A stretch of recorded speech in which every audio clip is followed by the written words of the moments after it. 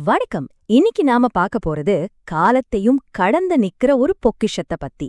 பல நூறு வருஷத்துக்கு முன்னாடி எழுதப்பட்டாலும் இன்னிக்கும் நம்ம வாழ்க்கைக்கு வழிகாட்டக்கூடிய ஒரு நூல் திருக்குறள். ஆனா ஒரு நிமிஷம் யோசிச்சு பாருங்க, 2000 வருஷம் பழமையான ஒரு புத்தகம் இன்னைக்கு நம்மளோட லைஃப்க்கு எப்படிங்க வழிகாட்ட முடியும்? இப்ப இருக்கிற டெக்னாலஜி உலகத்துல இது எப்படி சாத்தியம்? வாங்க, இந்த ஒரு கேள்விக்குள்ளதான் நாம பயணிக்க போறோம். சரி, முதல்ல விஷயத்துக்கு வருவோம். திருக்குறள்னா அப்படின்னா என்ன, அதோட அடிப்படை என்னன்னு சிம்பிளா புரிஞ்சுக்கலாம். திருக்குறள்ங்கிறது வெறும் கவிதைகள் இருக்கிற ஒரு புத்தகம் மட்டும் இல்ல, அது ஒரு வாழ்வியல் நூல். அப்படின்னா ஒரு மனுஷன் எப்படி ஒழுக்கமா வாழணும், சமூகத்துல எப்படி நடந்துக்கணும், உறவுகளை எப்படி பார்த்துக்கணும்னு வாழ்க்கையோட ஒவ்வொரு கட்டத்துக்கும் தேவையான வழிகாட்டுதல் இதுல இருக்கு. சும்மா நினைச்சு பாருங்க, கிட்டத்தட்ட 2000 வருஷமா இந்த நூல் மனுஷங்களுக்கு வழிகாட்டியா இருந்துட்டு வருது. தலைமுறைகள் மாறலாம், டெக்னாலஜி மாறலாம், ஆனா இதுல இருக்கிற ஞானம் மட்டும் என்னைக்குமே ஃப்ரெஷ்ஷா தான் இருக்கு. இவ்ளோ பெரிய ஒரு நூலை எழுதுனது யாரு? வாங்க, அந்த மர்மம் நிறைஞ்ச மாமனிதர் திருவள்ளுவரை பத்தி கொஞ்சம் தெரிஞ்சுக்கலாம். இதுதான் நாம எல்லாருக்கும் தெரிஞ்ச திருவள்ளுவரோட உருவம். ஆனா உண்மை என்னன்னா, இவரை பத்தி நமக்கு தெரிஞ்ச பல விஷயங்கள் எல்லாமே செவி வழியா வந்த கதைகள் தான். உறுதியான வரலாற்று ஆதாரங்கள்னு பெருசா எதுவும் இல்ல. இங்க பாருங்க, திருவள்ளுவரோட வாழ்க்கை மர்மங்கள் நிறைஞ்சது. அவரோட உண்மையான பேர் என்ன, எங்க வாழ்ந்தாருன்னு உறுதியா சொல்ல முடியல. மயிலாப்பூர்ல வாழ்ந்ததா ஒரு கதை இருக்கு. அவரோட மனைவி வாசுகிய பத்தியும் நிறைய கேள்விப்பட்டிருப்போம்.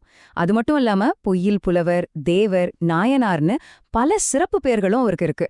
இந்த மர்மந்தான் அவரோட படைப்புக்கு இன்னும் ஒரு அழகு கொடுக்குது. சரி, திருவள்ளுவரை பத்தி பார்த்தாச்சு. இப்போ அவரோட படைப்பான திருக்குறளோட அமைப்பு எப்படி இருக்குன்னு கொஞ்சம் ஆழமா பார்க்கலாம். திருக்குறளை பொதுவா முப்பால்னு சொல்வாங்க. அதாவது 3 பெரும் பிரிவுகள். முதல்ல அறம், அதாவது நல்லொழுக்கம். 2வது பொருள், நம்மளோட செல்வம், சமூகம், நிர்வாகம் எல்லாம் இதுக்குள்ள அடங்கும். கடைசியா இன்பம், அதாவது காதல், உறவுகள்ல கிடைக்கிற நிறைவு. இந்த 3 தான் ஒரு முழுமையான வாழ்க்கைக்கு தேவையான தூண்கள். இப்ப ரொம்பவே ஆச்சரியமான விஷயம் என்னன்னா, இந்த முழு வாழ்க்கை தத்துவத்தையும் வெறும் 1330 2 வரி கொண்ட குறள்கள்ல சொல்லியிருக்காரு. ஒவ்வொரு குறளும் குறள் வெண்பாங்கிற ஒரு கவிதை வடிவத்துல அமைஞ்சிருக்கு. வெறும் 2 வரிதாங்க, ஆனா அதுக்குள்ள ஒரு பெரிய தத்துவத்தையே அடக்கி வச்சிருப்பாரு. கம்மியான வார்த்தைகள்ல ஆழமான கருத்தை சொல்றதுதான் திருக்குறளோட ஸ்பெஷாலிட்டி. சரி, இந்த அறம், பொருள், இன்பம், இந்த 3 தூண்களும் ஒன்னா சேர்ந்து எப்படி ஒரு வாழ்க்கைக்கான வழிகாட்டியா மாறுது? திருக்குறளோட மைய கருத்தே இதுதாங்க.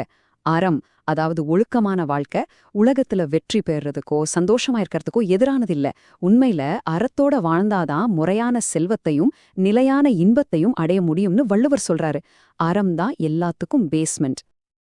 இவ்ளோ ஆழமான கருத்துகள் கொண்ட இந்த நூல் தமிழ்நாட்டை தாண்டி உலக அளவுல என்ன மாதிரியான தாக்கத்தை ஏற்படுத்தியிருக்குன்னு இப்ப பாப்போம். திருக்குறள் இன்னைக்கு 80க்கும் மேற்பட்ட உலக மொழிகள்ல மொழிபெயர்க்கப்பட்டிருக்கு. இதோட அர்த்தம் என்னன்னு யோசிச்சு பாத்தீங்களா? இந்த பழந்தமிழ் நூல் எந்த ஒரு குறிப்பிட்ட மதத்துக்கோ இனத்துக்கோ இல்ல நாட்டுக்கோ மட்டும் சொந்தமானது இல்ல.